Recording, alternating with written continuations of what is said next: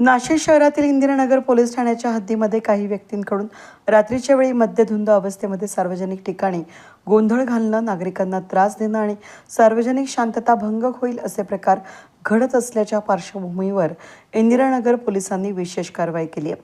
वरिष्ठ पोलीस निरीक्षक मनोहर कारंडे यांच्या मार्गदर्शनाखाली 15 जुलै 2026 राबवण्यात आलेल्या या मोहिमेमध्ये 40 ते 50 व्यक्तींना चौकशीसाठी ताब्यात घेऊन इंदिरानगर पोलीस ठाण्यात आणण्यात आलं.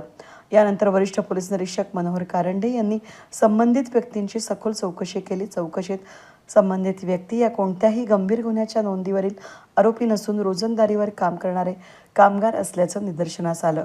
त्यानंतर त्यांना सार्वजनिक ठिकाणी शांतता आणि कायदा सुव्यवस्था अबाधित राखण्याबाबत समज देण्यात आली आणि पुढील काळासाठी अशा प्रकारचे वर्तन न करण्याचा इशारा देऊन त्यांची सुटका करण्यात आली.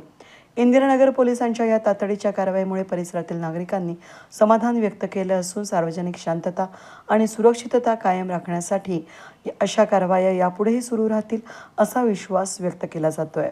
वेद न्यूजसाठी प्रतिनिधी चंदन खरे, इंदिरानगर, नाशिक.